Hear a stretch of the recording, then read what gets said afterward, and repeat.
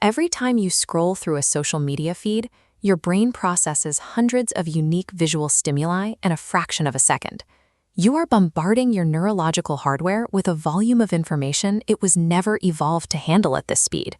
When you sit down to study after that, and the text feels physically repulsive, you diagnose yourself with procrastination or a lack of discipline. You aren't lazy. Your brain is operating exactly as its current environment programmed it to, seeking the highest amount of chemical stimulation for the absolute lowest required effort. Willpower cannot beat human chemistry.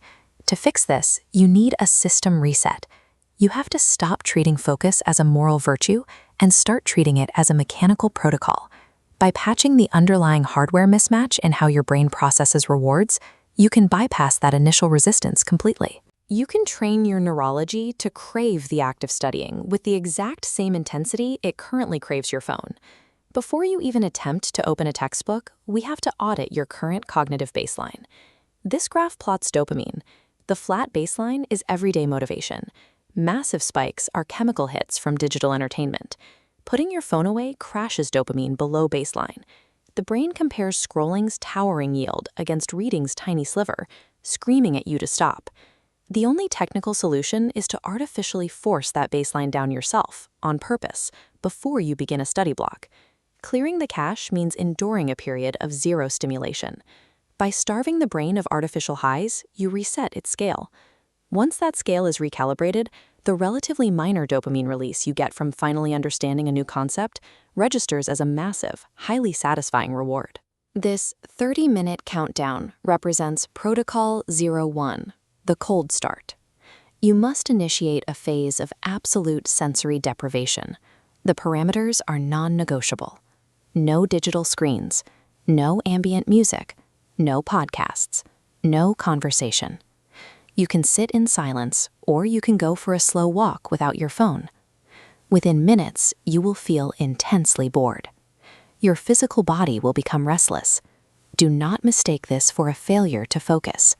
That physical discomfort is the exact biological indicator that your dopamine baseline is successfully draining. You can test this mechanism right now.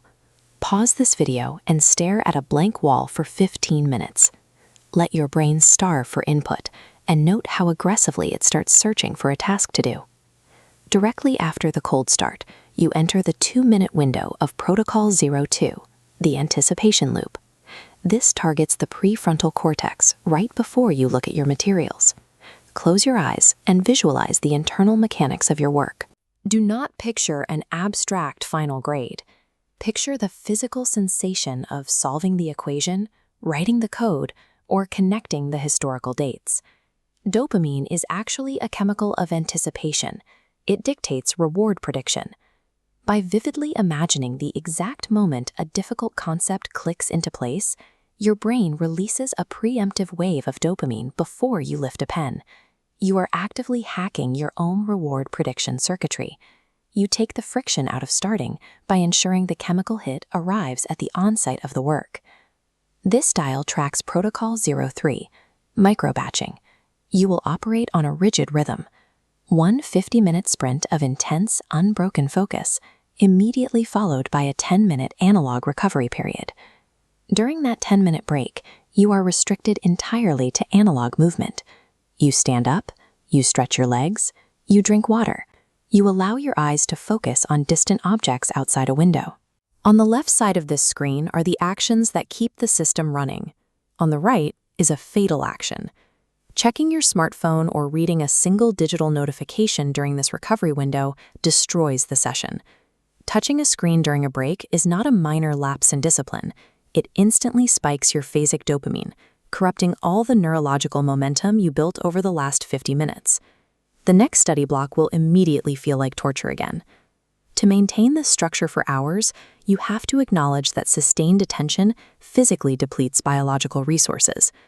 Dopamine does not materialize out of thin air. Your body manufactures it using an amino acid called tyrosine. When your tyrosine stores are empty, your brain physically cannot produce the chemical rewards required to keep you focused. You replenish this finite precursor offline. You need direct exposure to morning sunlight to regulate your circadian rhythm. You need aggressive hydration to maintain neural signaling. And you need the tactile feedback of physical study tools to keep your sensory system engaged without overstimulating it. Managing sunlight, water, and analog tools is strict resource management. You are supplying your hardware with the exact raw materials it needs to keep the anticipation loop running without crashing. Your execution begins with a 120-hour beta test. For the next 5 days, you will run the cold start, the anticipation loop, and micro-batching for every study block you schedule. Prepare for the day 3 crash. Around the 72-hour mark, your brain will flood you with physical agitation and intense cravings for easy digital stimulation. This is a standard defense mechanism. Your hardware is attempting to revert back to its lazy, high dopamine baseline. Recognize that agitation as proof the protocols are working.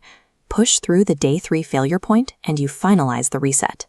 The math problems, the essays, and the reading assignments will stop feeling like chores because you have successfully redirected your biological addictions toward intellectual dominance.